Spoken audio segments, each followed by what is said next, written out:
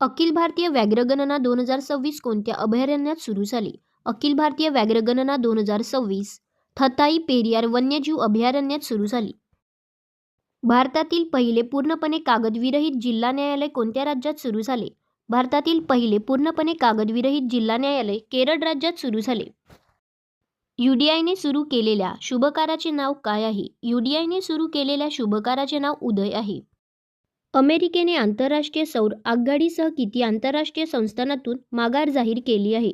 अमेरिकेने आंतरराष्ट्रीय सौर आघाडीसह 66 आंतरराष्ट्रीय संस्थानातून माघार जाहीर केली आहे. 82व्या वर्षी निधन झालेले माधव गाडगीळ कोण होते? 82व्या वर्षी निधन झालेले माधव गाडगीळ पर्यावरणवादी होते.